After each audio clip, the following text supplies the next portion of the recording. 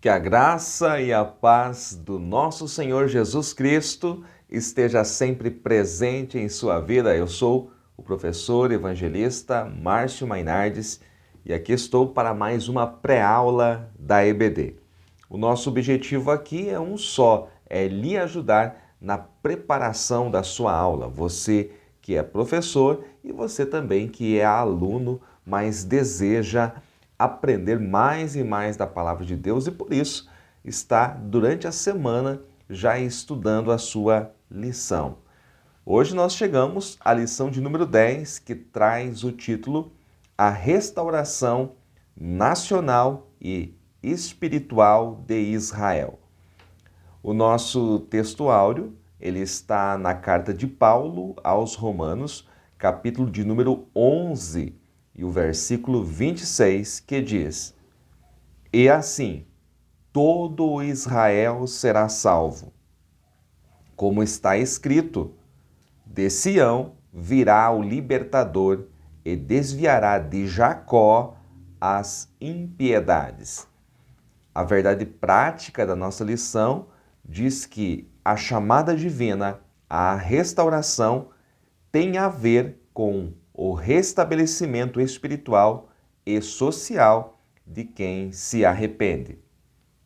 O texto bíblico que nós vamos trabalhar nesta aula está em Ezequiel, capítulo de número 37, os versículos 1 ao 14. Nós trabalhamos na aula anterior a respeito de Gog e Magog, portanto, os capítulos 38 e 39, e agora estamos voltando ao capítulo 37. É importante que o estudante da Bíblia Sagrada saiba que a Bíblia não está em ordem cronológica, os livros da nossa Bíblia não estão em ordem cronológica e até mesmo dentro dos livros, capítulos também não estão em ordem cronológica, é por isso que nós podemos estudar a Bíblia desta maneira, como foi colocado aqui em nossa revista. Este é o quarto trimestre de 2022 e nós estamos estudando a respeito da justiça divina, a preparação do povo de Deus para os últimos dias no livro de Ezequiel. Muito bem, num primeiro momento é bom você definir a palavra restauração, porque nós estamos falando de restauração tanto nacional quanto espiritual do povo de Deus. Então vamos definir o que é restauração. Se você for procurar nos bons dicionários, você vai encontrar o seguinte: restauração é o ato ou efeito de restaurar. É o retorno a uma situação ou estado anterior. É o ato de recuperar ou reparar. Restauração também fala de conserto, fala de restabelecer e reintegrar. Esta é a melhor definição de restauração encontrada aí nos principais dicionários de português. Eu gostaria, antes de entrar no comentário da nossa lição, já comentando o texto áureo que está em Romanos, carta de Paulo aos Romanos, capítulo 11 e o versículo 26. Este versículo diz assim: E assim todo Israel será salvo. Vamos analisar aqui todo Israel. Paulo está se referindo a todo o povo judeu no fim da tribulação. Por quê? No momento final da tribulação, Israel estará em guerra, sendo massacrado pela aliança dos povos antissemitas. Portanto, é a batalha ali no Vale do Megido, a batalha do Armagedon, e Cristo virá nesse tempo. Então, aí nesse momento, Israel reconhecerá que aquele que eles rejeitaram era verdadeiramente o Messias, o ungido de Deus. Então, por isso que o texto diz: E assim todo Israel será salvo. Este todo Israel aqui é o povo judeu no final da tribulação. A palavra Israel no Antigo Testamento, que foi escrito em hebraico, significa Deus prevalece, tá? E este nome foi dado a Jacó naquele momento que ele lutou com o anjo do Senhor e prevaleceu, né? Não deixou o anjo subir sem o abençoar. Nós já vamos continuar falando sobre isso.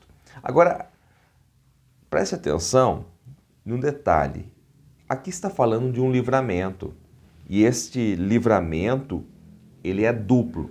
Primeiro, é o livramento que este Israel aqui, no final da grande tribulação, terá dos gentios, dos exércitos dos gentios, liderados pelo anticristo.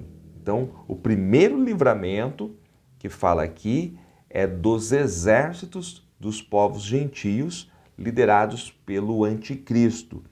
E o segundo livramento é o livramento espiritual, é a conversão espiritual quando a nova aliança for estabelecida com o povo de Israel. Nós, igreja, nós estamos vivendo na nova aliança, a nova aliança que Cristo fez conosco na cruz do Calvário através do seu sangue. Todavia, os judeus, eles ainda esperam que o Messias venha pela primeira vez. Portanto, somente após a tribulação é que Israel reconhecerá o Messias, reconhecerá Jesus Cristo como o Messias, e aí sim, durante o milênio, haverá sim esta restauração espiritual do povo de Israel. Agora, olha que detalhe, de Sião virá o libertador e desviará de Jacó as impiedades.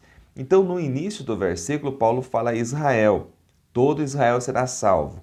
Depois ele fala, e desviará de Jacó as impiedades. Veja só como Deus ainda trata Israel como tendo o mesmo caráter de Jacó. Jacó no hebraico significa aquele que segura o calcanhar. É por isso que alguns exegetas, eles interpretam este nome como suplantador também.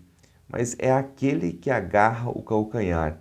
E Deus, ele está tratando Israel, a nação de Israel, como Jacó, como aquele que agarra o calcanhar, como aquele que ainda não foi transformado, como aquele que ainda não passou pelo val do Jaboque. Então veja que Jacó, ele foi chamado assim até o seu encontro com Deus, até ele lutar com Deus no val de Jaboque. E ali naquele momento, o seu nome foi mudado. Deus mudou o nome de Jacó. Deus não mudou somente o nome, Deus mudou a história. Não chamarás mais Jacó, mas Israel. Deus prevalece. Mas o Senhor ainda hoje trata Israel como Jacó, com o mesmo caráter de Jacó, porque Israel hoje rejeita o Messias, rejeita a pessoa de Jesus Cristo e não o reconhece como o Filho de Deus, como o ungido. Veja só que detalhe interessante neste versículo 26 de Romanos, capítulo de número 11. Olhando para o versículo 1 de Ezequiel 37, diz assim: veio sobre mim a mão do Senhor, e o Senhor me levou em espírito. Eu gosto também da versão Almeida Corrigida Fiel, que diz assim: veio sobre mim a mão do Senhor, e ele me fez sair no Espírito do Senhor. E Espírito do Senhor aqui está maiúsculo, me fez sair no Espírito. Esta é a terceira grande visão de Ezequiel. Você sabe que ele teve aquela visão no capítulo de número 1, que abre o seu livro, depois ele teve aquela visão em que ele é levado em espírito, ele estava ali junto ao rio Quebar, é levado em espírito até Jerusalém e contempla todas aquelas abominações que nós estudamos em aula anterior. Esta é a terceira grande visão de Ezequiel. Perceba, é visão. Ele não foi levado de forma corpórea, né? Até este vale. Não, é uma visão. Isso é um detalhe que, por mais que pareça óbvio, é bom você atentar aí na sua aula. Veja só, um vale de ossos secos. Primeiro, vale. Qual é o significado do vale? O vale significa o mundo para onde os judeus foram dispersos, né? Não está se referindo a esta dispersão, a este cativeiro de Judá aqui na Babilônia, mas já está se referindo à segunda diáspora que acontece a partir do ano 70 da presente era, da qual nós falaremos a seguir. Então, vale significa o mundo para onde os judeus foram dispersos. E os ossos? Os ossos tipificam a própria nação de Israel, conforme o próprio Deus interpreta a visão a Ezequiel a partir do versículo 11. Agora, ainda no versículo de número 1, ou no versículo de número 2, melhor dizendo, perceba que eles eram muito numerosos. O povo de Israel é um grande povo e voltará a ser uma nação grande. Hoje, apesar de pouco tempo de Israel como nação, já são mais de 5 milhões de judeus em Israel, mas pelo mundo são muito mais do que isso, né? Muitos estão bem em diferentes nações do mundo e não vão para Israel, para aquela localidade geográfica, até pelo momento que vive, por ser bastante conturbado. Muitos estão bem em outros países, em outras nações da terra, mas só em Israel já são mais de 5 milhões de judeus. Então, eles eram numerosos, os ossos que representam Israel, mas estavam sequíssimos, conforme você vê no versículo de número 2. E Deus vai perguntar a Ezequiel, poderão viver estes ossos novamente?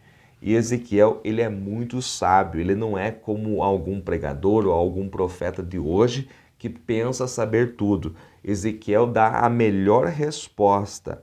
Ele diz assim: Senhor, tu o sabes. Senhor Jeová, tu o sabes, porque Deus é sabedor de todas as coisas. A pergunta, na verdade, ela é retórica.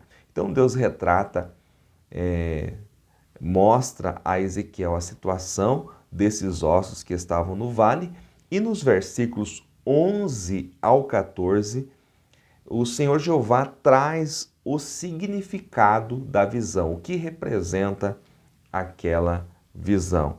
E atente para o versículo de número 12, que diz assim: Eis que eu abrirei as vossas sepulturas, vos farei sair das vossas sepulturas, ó povo meu, e vos trarei à terra de Israel.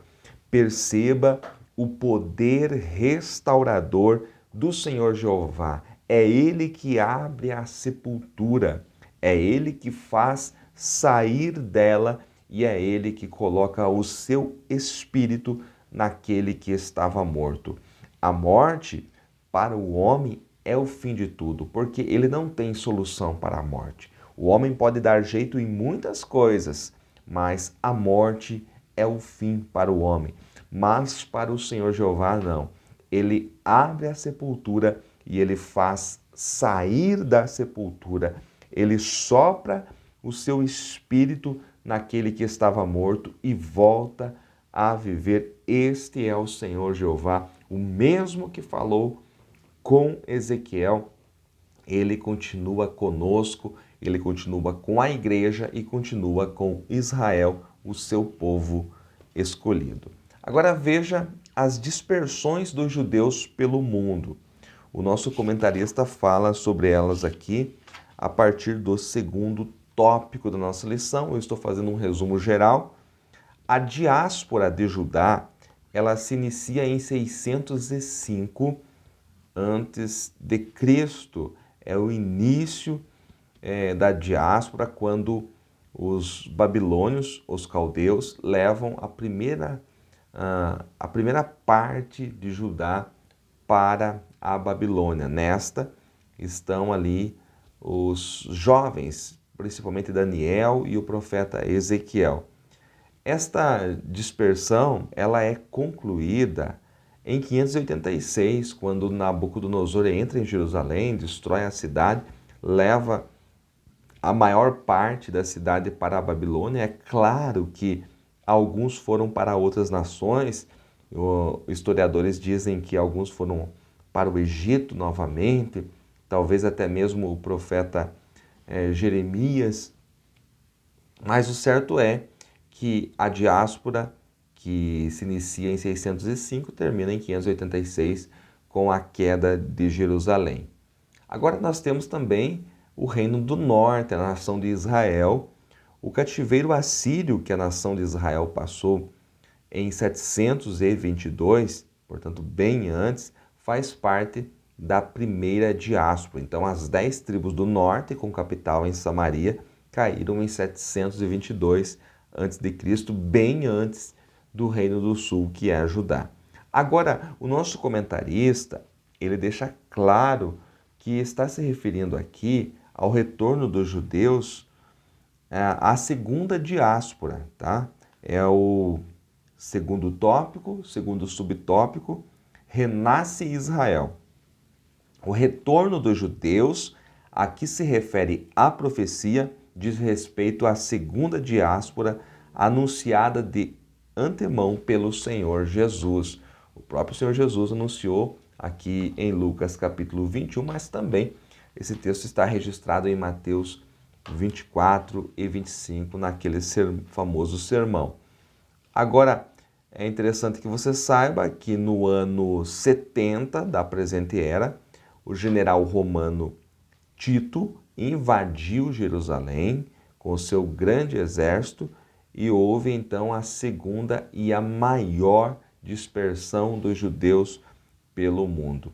Ele foi avassalador, ele destruiu a cidade, matou muitos judeus e a grande parte se dispersou. Esta dispersão ela vai durar cerca de 18 séculos, né? Até a presente era, até os dias atuais, até o século passado. Então, na primeira Assembleia Geral das Nações Unidas, que por sinal foi presidida por um brasileiro chamado Oswaldo Aranha, nesta primeira Assembleia Geral das Nações Unidas, que aconteceu em 1947, você tem a data aí na sua revista, 27 de novembro de 1947, nesta primeira Assembleia Geral foi aprovado a criação do Estado de Israel. Foi o primeiro passo para que Israel se tornasse nação. E no dia 14 de maio do ano seguinte, 1948, Israel publica o seu primeiro diário oficial, se tornando nação, se tornando um Estado estabelecido. Portanto, em 1948, no dia 14 de maio, é a data marcante para a nação de Israel.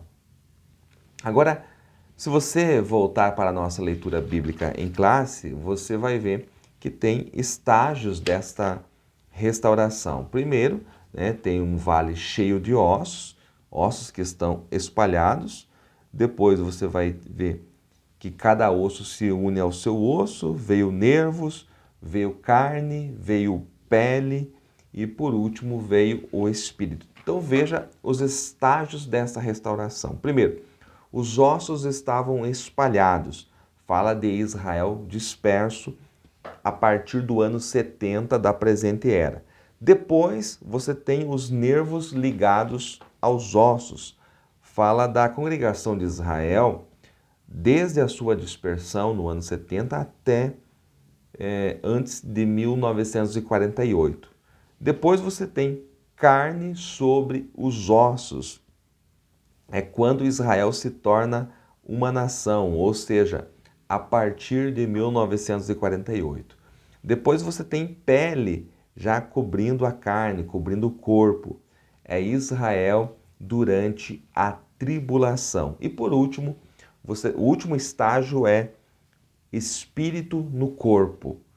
É Israel depois da conversão nacional, logo após a vinda do Messias à terra, logo após a volta de Jesus à terra com a igreja glorificada. Ele vem para guerrear, para livrar Israel na batalha do Armagedon e estabelecer o seu reino milenial. Então, ao longo do tempo, Israel foi massacrado por muitos povos, mas o maior massacre que já existiu na história é o massacre nazista, durante aí o tempo da Segunda Guerra Mundial, quando a Alemanha foi liderada por Adolf Hitler. Então foi um massacre, o nazismo, mais de 6 milhões de judeus foram mortos no Holocausto. Mesmo assim, a nação de Israel sobreviveu, mesmo com o Holocausto, mesmo o inimigo fazendo de tudo para que essa nação suma, Israel sobreviveu. E ainda hoje, Israel é pressionado internacionalmente por muitas nações, tá? E Jerusalém, que é a capital de Israel, não é a capital política, você sabe que é Tel Aviv, né? Mas Jerusalém, que é a principal cidade, ela ainda é pisada pelos gentios. Inclusive, né, o local onde era o templo, esse local tão especial, está ainda sob domínio islâmico, né? Onde temos ali o Domo da Rocha. Aquele local é domínio islâmico, né? Então é interessante você notar que Jerusalém ainda é pressionada, ainda é pisada pelos gentios. Muitos povos antissemitas, né, discutem se Israel tem mesmo direito àquela região ou não. Mas o certo é que mesmo que a nação de Israel seja pressionada internacionalmente, mesmo que Jerusalém seja pisada, Jesus Cristo virá. E isto é um fato. Ele vem para livrar Israel, para honrar a aliança que Deus fez com Abraão. Em Apocalipse, melhor dizendo, Zacarias, Apocalipse também diz, Apocalipse 1 e 7, mas eu quero me referir agora a Zacarias, capítulo 12, versículo 10, diz: Mas sobre a casa de Davi e sobre os habitantes de Jerusalém derramarei o espírito de graça e de súplicas, e olharão para mim a quem transpassaram, e plantá-lo-ão sobre ele, como quem planteia pelo filho unigênito, e chorarão amargamente por ele, como se chora amargamente pelo primogênito. No mesmo livro do profeta Zacarias, você virando a página, indo para o capítulo 14, o versículo 4 diz: E naquele dia estarão os seus pés sobre o monte das oliveiras, que está defronte de Jerusalém para o oriente, e o monte das oliveiras será fendido pelo meio para o oriente e para o ocidente, e haverá um vale muito grande, e metade do monte se apartará para o norte e a outra metade para o sul. Está falando da vinda de Cristo, da vinda do Messias à terra para livrar Israel. Também você vai ver essa restauração no próprio capítulo 37 de Ezequiel, versículos 23 ao 28. E no livro de Apocalipse, capítulo 1, versículo 7, também está falando da vinda do Messias para livrar Israel. Eis que vem com as nuvens, todo olho o verá, até os mesmos que o transpassaram, e todas as tribos da terra se lamentarão sobre Ele. Sim. Amém. Haverá uma restauração para o povo de Deus. Por mais que este povo hoje não receba o Messias, Deus tem uma aliança irrevogável com Israel. Em Jeremias 31, versículos 31 ao 34, Deus fala desta restauração. Versículo 33 diz: Mas esta é a aliança que farei com a casa de Israel depois daqueles dias, diz o Senhor. Porei a minha lei no seu interior e as escreverei no seu coração, e eu serei o seu Deus, e eles serão o meu povo. Esta é a palavra do Senhor. É por isso que nós respeitamos Israel como nação, como povo de Deus, mesmo nós sabendo que eles não aceitam o Messias hoje, mas um dia eles reconhecerão, e a aliança de Deus, ela é irrevogável. Se este vídeo ele serviu para você, para lhe ajudar aí na preparação da sua aula, compartilhe, deixe o seu like, deixe também o seu comentário, e que Deus em Cristo o abençoe mais e mais.